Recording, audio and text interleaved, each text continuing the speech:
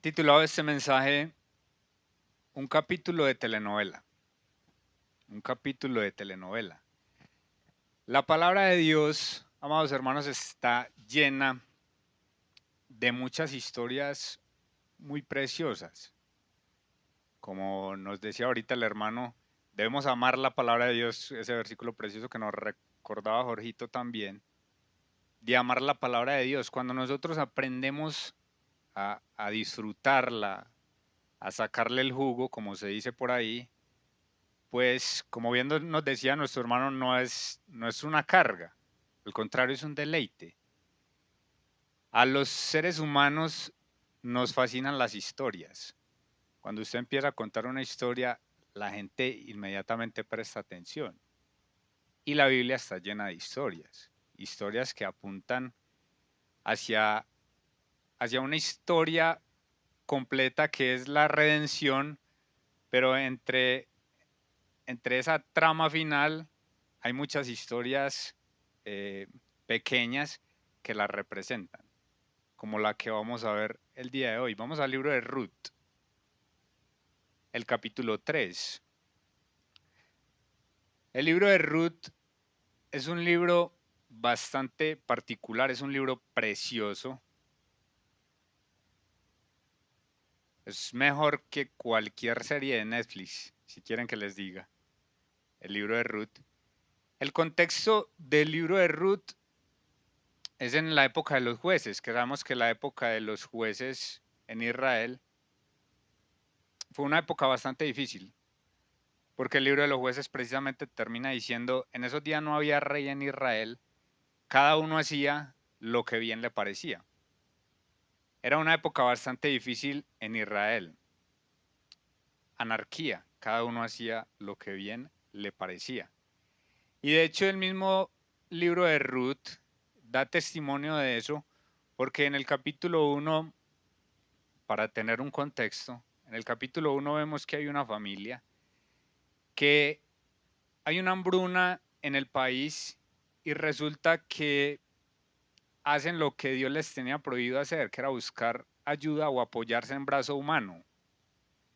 Si hay algo que ofende a Dios es eso, hermanos, que nosotros, sus hijos, confiemos en brazo humano y no confiar en Él. Al Señor eso lo ofende. Y muchas veces la nación de Israel cayó en eso. Buscaba eh, ayuda en Egipto. De hecho, cuando Abraham también pasó por una hambruna y fue allá a Egipto, eso le trajo consecuencias bastante negativas. Y en el capítulo 1 pasa lo mismo con una familia, un hombre llamado Elimelech, su esposa Noemí, sus dos hijos Malón y Kelión. Si usted va a tener un hijo, no le ponga esos nombres.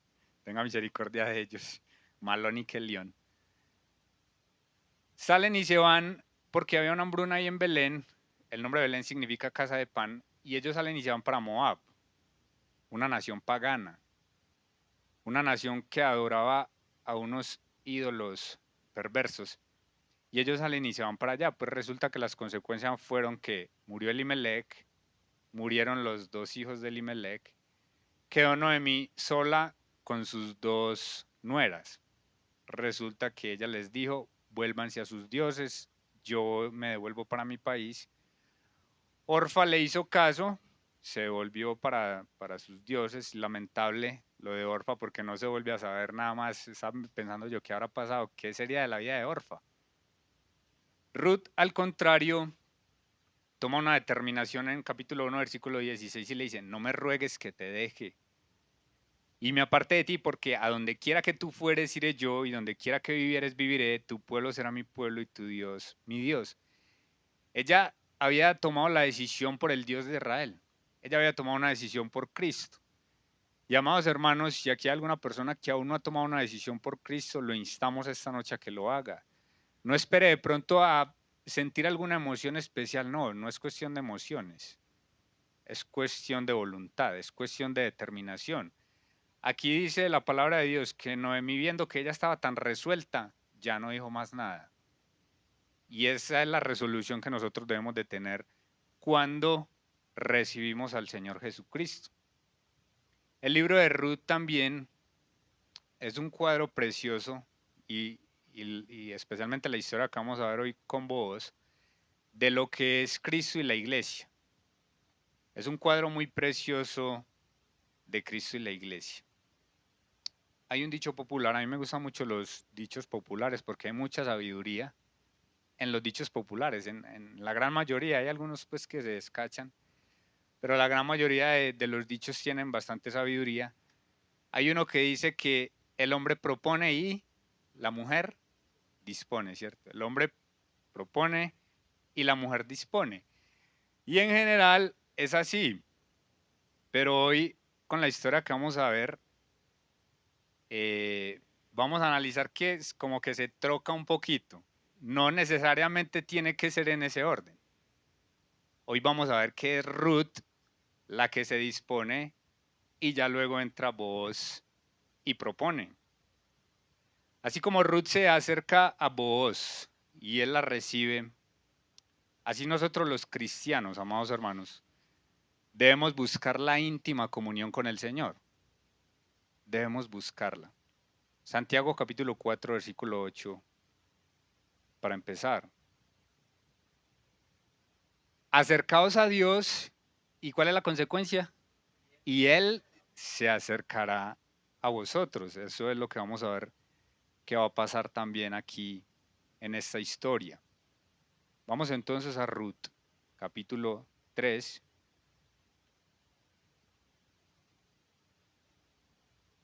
Recordar también que en el capítulo 2, ellas regresan pues a Belén. Incluso Noemí dice, no me llamen Noemí, llámenme mejor Mara, porque en grande aflicción me ha puesto el Todopoderoso. Y llegan, podría imaginarlas uno hasta arrastrando los zapatos, ¿cierto? En esa situación en la que llegan. Pero ya en el capítulo 2 empieza a haber como esperanza, porque esa mujer Ruth es una mujer muy diligente, muy trabajadora. Y ella empieza entonces a conseguir empleo y a conseguir comida para ella y para su suegra. Y el capítulo 3, versículo 1 y 2 dice, después le dijo su suegra a Noemí, hija mía, ¿no he de buscar hogar para ti para que te vaya bien? ¿No es vos nuestro pariente con cuyas criadas tú has estado? He aquí que él avienta esta noche la parva de las cebadas. Aquí Noemí, aquí ya está empezando pues como la trama de la historia. Y Noemí va a ser como las veces de Cupido. Si ustedes, ojalá en la casa ahora más tarde lean el libro que es cortico, en el capítulo 1 y 2 ya hubo como un acercamiento entre Noemí y Booz y muy seguramente Noemí tenía el ojo entrenado. Las mujeres maduras saben cuando hay chispas ahí entre una parejita, ¿cierto que sí? Las mujeres saben eso. Y ella probablemente se dio cuenta de que entre ellos dos había algo de química, como se dice. Ya había pasado cierto tiempo porque el capítulo 2 termina diciendo que ya había incluso pasado el tiempo de la siega, de la cosecha. Ya había pasado cierto tiempo. Noemí ya había observado esto. Se dio cuenta de que entre ellos definitivamente había algo, había amor. Y aquí se menciona, terminando el versículo 2, que él iba a aventar la parva de cebadas. ¿En qué consistía esto? Resulta que en la antigüedad, en la agricultura, las personas lo que hacían era, de acuerdo a su cultivo, fuera cebada o fuera trigo, ellos lo molían no en molinos, sino que lo golpeaban, recogían los montones, golpeaban el trigo o la cebada, y luego lo que ellos hacían era que esperaban el atardecer o el anochecer, que es donde generalmente ventea más, y lo lanzaban hacia arriba para que el viento se llevara la pajita, exacto. Este era este proceso, entonces ese es como el contexto. Entonces vamos a ver la primera escena de este capítulo de telenovela, que es Ruth se dispone. Ruth se dispone. Versículo 3 y 4 dice, te lavarás pues y te ungirás, y vistiéndote tus vestidos irás a la era. mas no te darás a conocer al varón hasta que él haya acabado de comer y de beber. Y cuando él se acueste, notarás el lugar donde se acuesta, e irás y descubrirás sus pies y te acostarás allí, y él te dirá lo que hayas de hacer. Ruth entonces se dispone, Ruth se prepara y lo hace a través de 4 pasos, pudiéramos decir, 4 pasos que hay ahí en esos 2 versículos, que los podemos aplicar tranquilamente a lo que es nuestra relación con el Señor Jesucristo. En primer lugar, en el versículo 3 dice, te lavarás, lavarse. Todos nosotros los seres humanos, por causa del pecado, estamos como sucios, contaminados. Por lo tanto, no podemos entrar a la presencia del Dios Santo de esa manera y nos debemos de lavar. Hay solamente una forma de lavarnos y es a través de quién?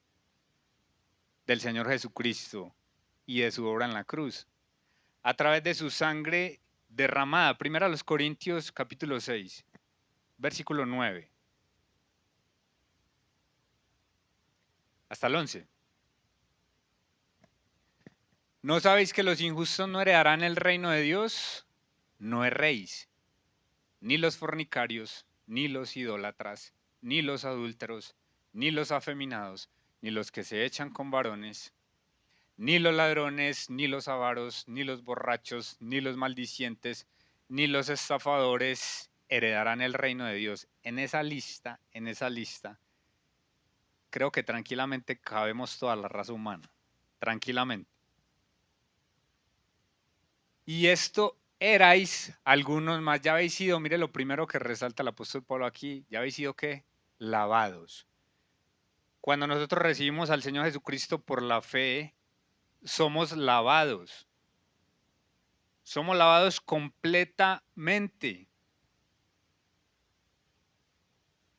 De que no tenemos que volvernos a lavar otra vez. De hecho, cuando Pedro y el Señor le dice que él le va a lavar los pies y le dice, si no te lavo no tendrás parte conmigo, él le dice, bueno, no me lave los pies, lávame también la cabeza. El Señor le dice, no, el que ya está lavado solo necesita lavarse los pies.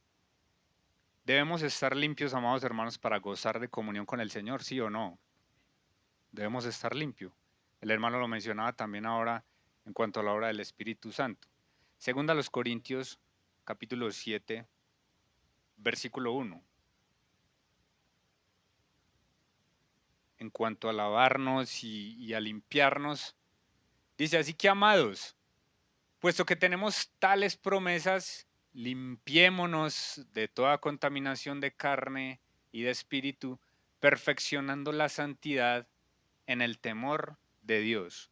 Mientras estamos en esta tierra, nos vamos ensuciando. Sin duda que así es. Pero hermanos, el hecho de saber de que nos vamos a ensuciar aquí nos da licencia para pecar. Para nada. Para nada. Y en estos días yo lo comparaba con algo. Nosotros, amados hermanos, de hecho en la parte física es así. Todos los días nos ensuciamos el cuerpo. Por eso nos tenemos que bañar cada cuánto. Diario. Eso esperamos pues que así sea. Que cada uno nos bañemos todos los días. Y es lo mismo que pasa con la confesión, con la oración. Constantemente le estamos pidiendo al Señor que nos limpie. Luego, porque sabemos que nos vamos a ensuciar, no por eso nos vamos a abstener de bañar, ¿o sí? Al contrario, hay que hacerlo con más ganas. Salmos 119, versículo 9. ¿Con qué limpiará el joven su camino? Con guardar tu palabra. Precisamente los medios que nos mencionaban ahorita. Esos medios de gracia que Dios nos ha dejado, porque Dios en su sabiduría sabía que nosotros aquí pues, nos íbamos a ensuciar, pero también nos dejó los medios para limpiarnos, para gozar de comunión con Él. Y también nos mencionaba el hermano ahorita, y es precioso, como decían estos días Rodolfo, cuando Cuando uno ya tiene algo preparado y luego a través de la reunión el Señor se lo va confirmando a uno, es algo que en realidad lo alegra a uno mucho. El hermano también mencionaba esa figura del agua. El agua como la palabra de Dios para limpiarnos. También lo confirma Efesios capítulo 5, versículos 25 y 26.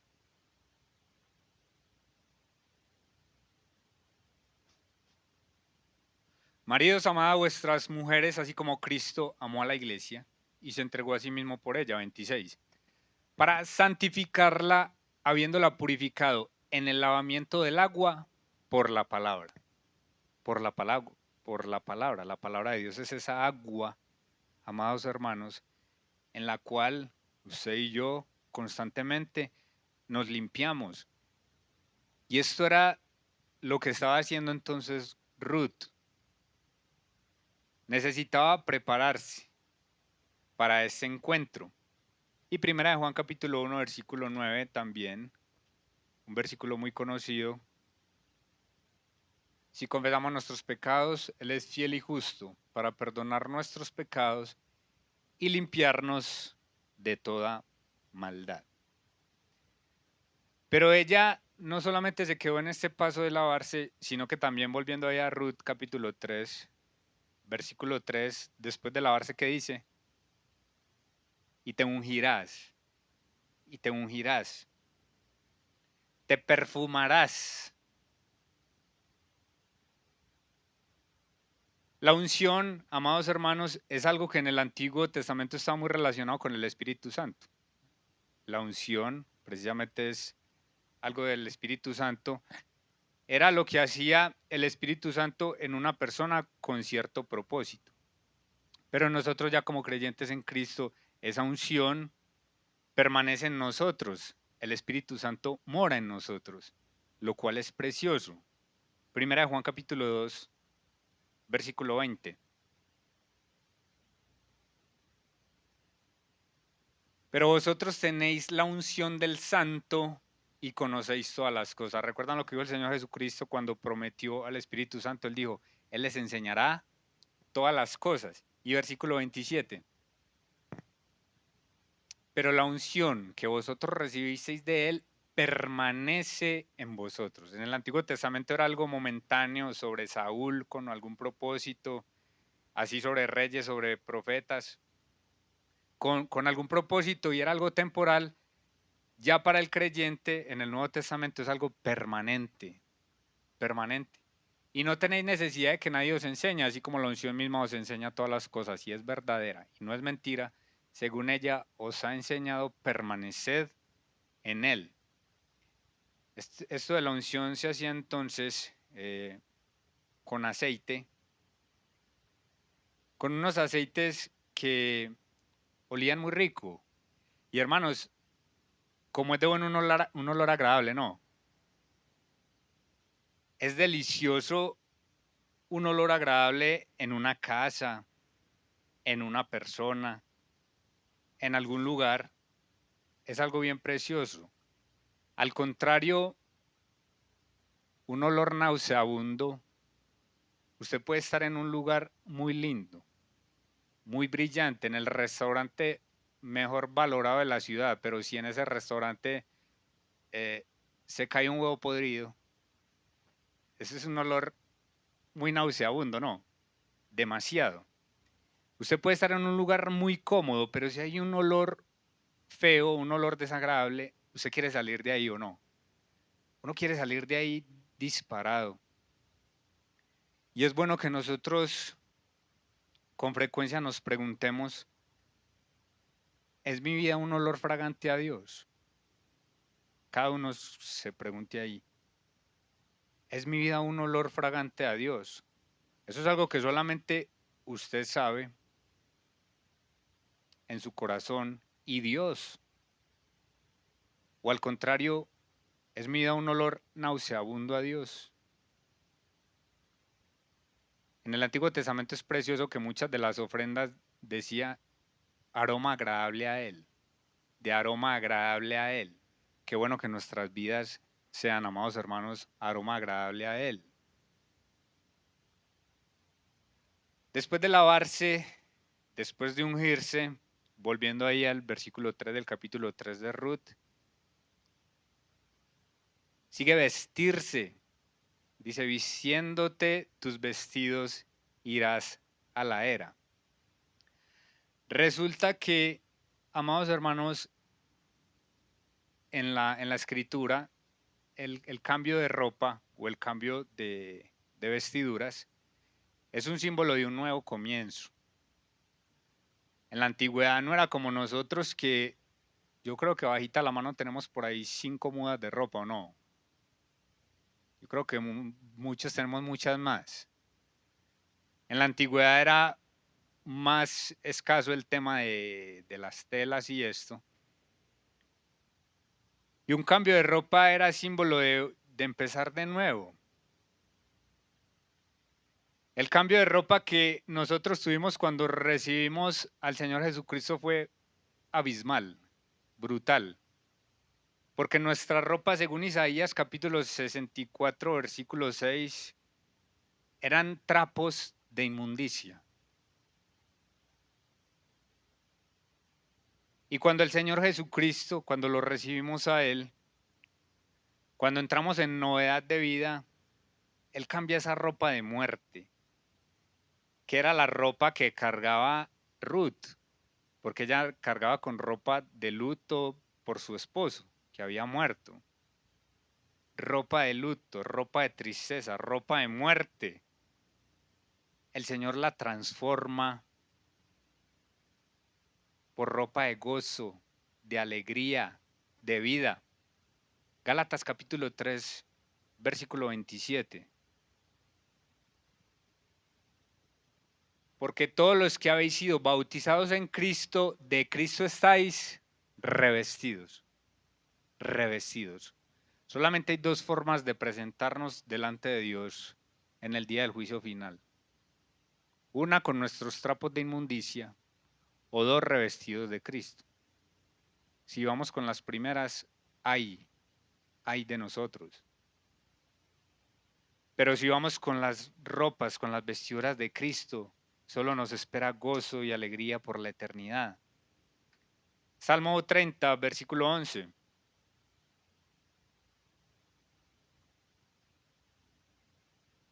Has cambiado mi lamento en baile, desataste mi cilicio y me ceñiste de alegría. Todos los que hemos recibido a Cristo podemos decir amén o no. Eso es lo que hizo el Señor con nosotros. Y el Salmo 45, que es un salmo precioso que habla acerca de las bodas del rey y la reina, de las bodas del Cordero, de Cristo con la iglesia, además de exaltar al novio, también tiene una parte que habla acerca de la novia, dice el versículo 13 y 14. Y es relacionado con las vestiduras de la novia, las vestiduras que Cristo le dio a la iglesia. Toda gloriosa es la hija del rey en su morada, de brocado de oro es su vestido, con vestidos bordados será llevada al rey. Eso es un cuadro precioso de las bodas del Cordero. Y así la iglesia de Cristo va a ser presentada a Él con unas vestiduras hermosas, porque Él mismo nos vistió. Pero luego de lavarse, luego de ungirse y luego de vestirse, queda un paso más que aparece en el versículo 4 y es ir a sus pies. Y eso es lo que nosotros también tenemos que hacer para gozar de comunión con Él.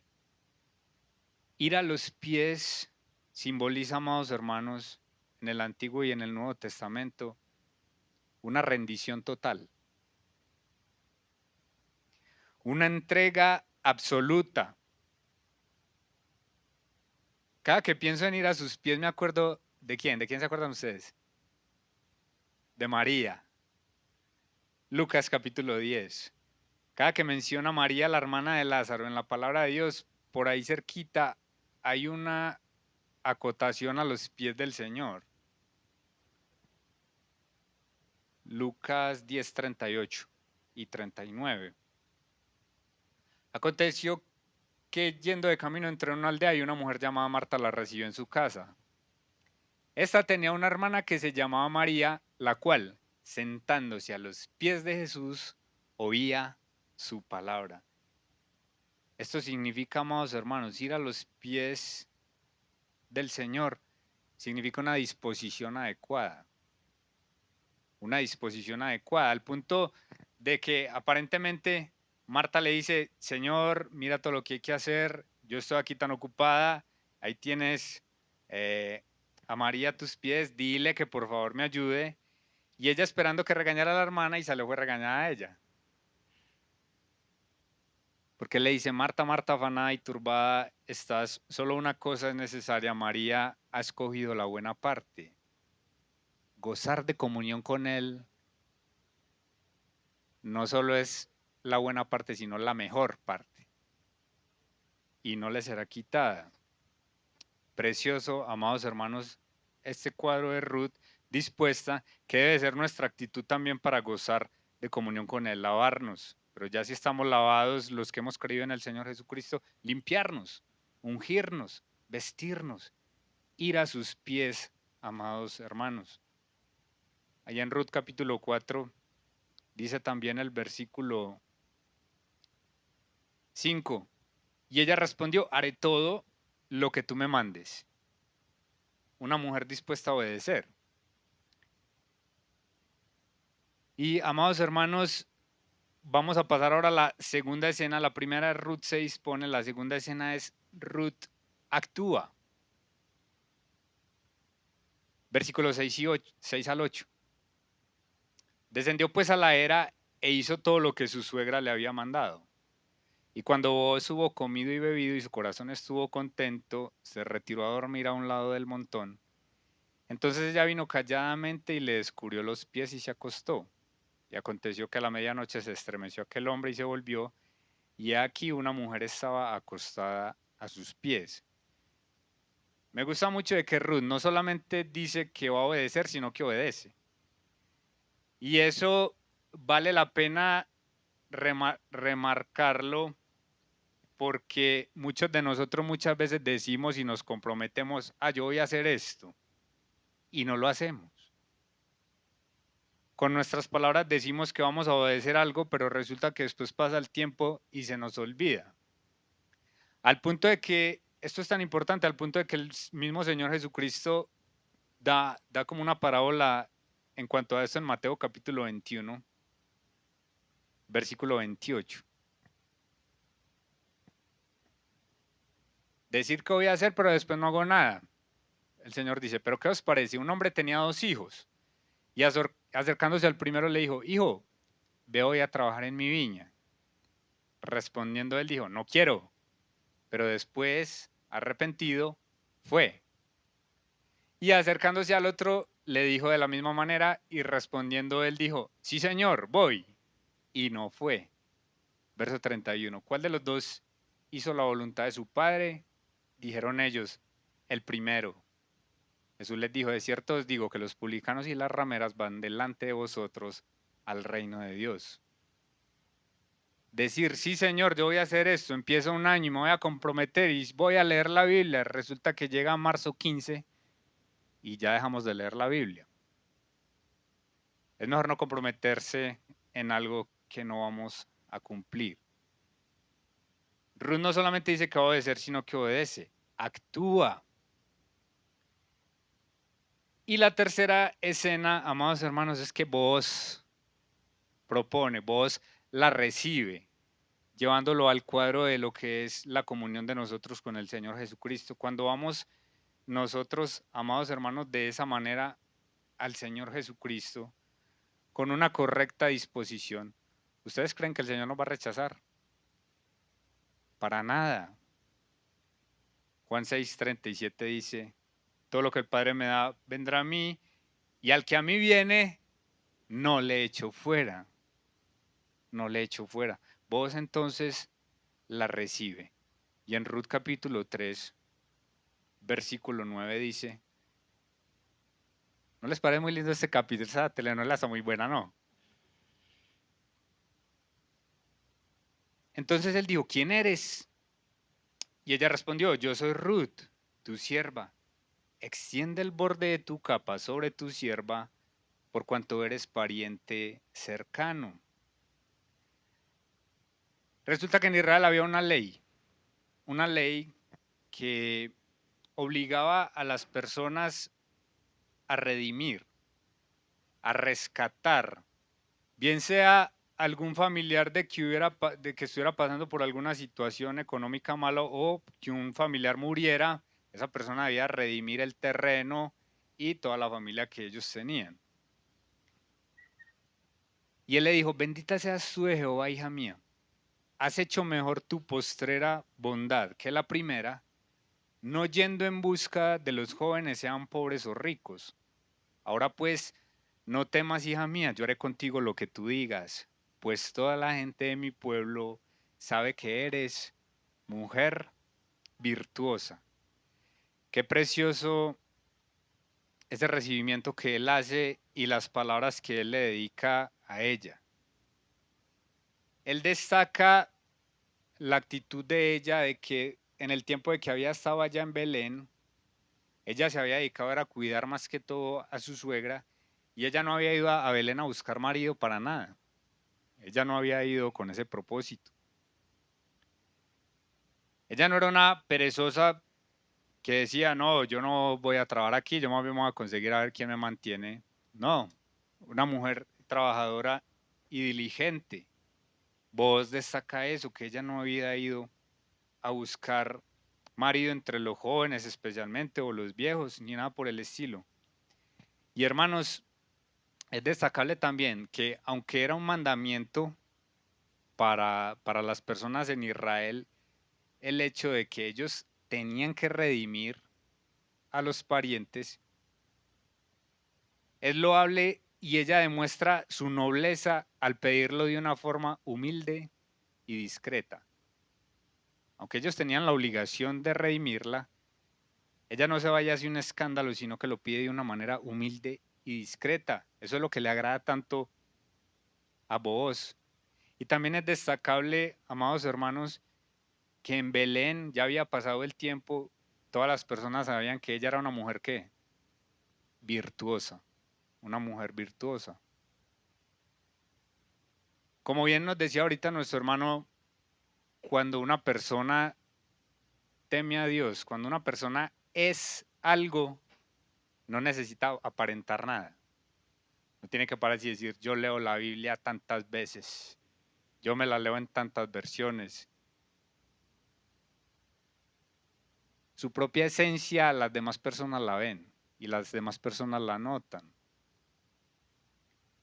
Y estas personas allá en Belén se dieron cuenta de que esta mujer, aunque era extranjera, era una mujer virtuosa que temía al Dios de Israel. Vos entonces en el versículo 12 dice algo bien precioso porque él es muy realista. Y creo que lo hablábamos hace poco en un discipulado, como el Señor Jesucristo a nosotros tampoco nos dio falsas expectativas. Pensábamos, por ejemplo, en Juan 16:33, cuando el Señor dice, en el mundo tendrán aflicción. El Señor no nos dio falsas expectativas, al contrario, nos advirtió la realidad.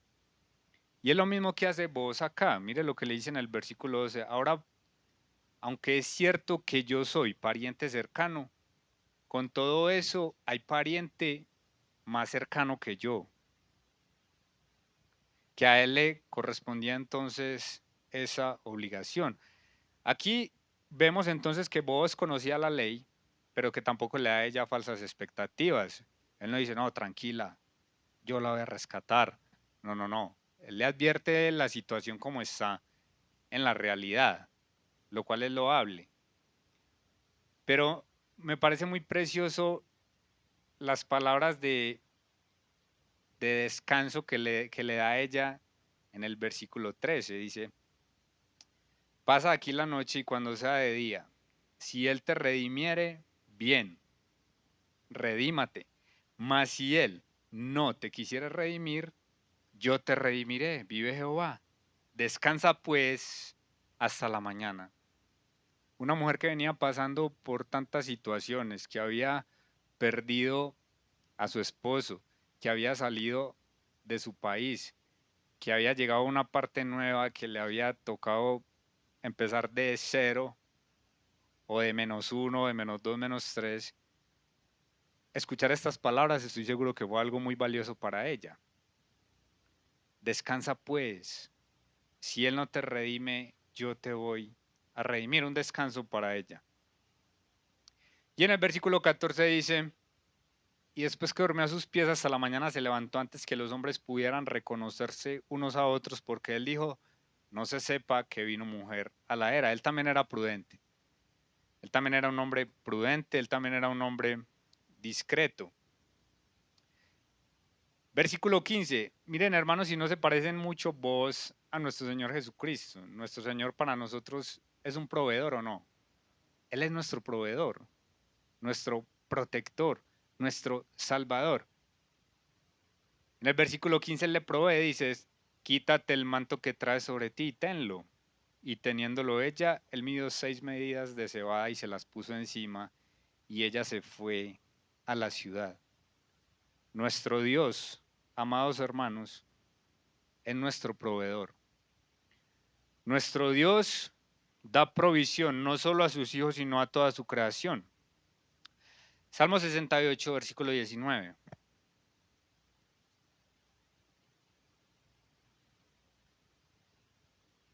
Bendito el Señor, cada día nos colma de beneficios, el Dios de nuestra salvación, Sela. Así es nuestro Señor, cada día nos colma de sus beneficios. El Señor nos provee, así como vos le está proveyendo a ella. Y para terminar, leamos desde el 16 hasta el 18. Pero antes quería mencionar algo.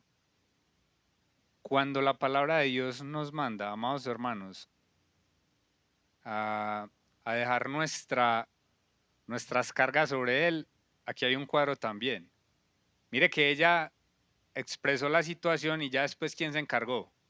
Él. Él se encargó ya después de todo. Y así es cuando nosotros dejamos nuestras cargas en el Señor. Cuando llegó a donde estaba su suegra, esta le dijo, ¿qué hay, hija mía? Ella estaba, me imagino, allá Noemí todo el día esperando qué estará pasando allá, de toda la noche pensando. Y le contó ella todo lo que con aquel varón le había acontecido.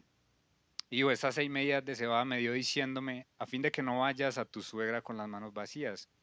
Entonces Noemí dijo, espérate, hija mía, hasta que sepas cómo se resuelve el asunto. Y mire esto, porque aquel hombre no descansará hasta que concluya el asunto hoy.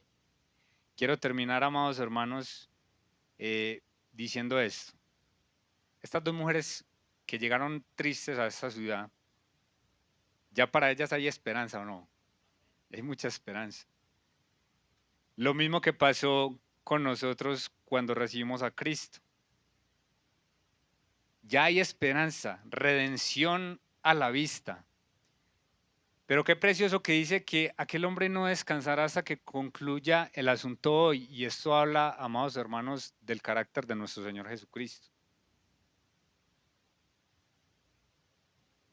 Porque Él mismo, amados hermanos, el mismo Señor Jesucristo, cuando estaba en la cruz antes de morir, ¿qué palabras dijo? Consumado es. El Señor concluyó el asunto completamente y con usted y conmigo, el mismo que dijo consumado es, concluirá la obra que empezó en usted y en mí. Leemos Filipenses 1:6 y terminamos. Estando persuadido de esto, que el que comenzó en vosotros la buena obra, la perfeccionará hasta el día de Jesucristo. Amén.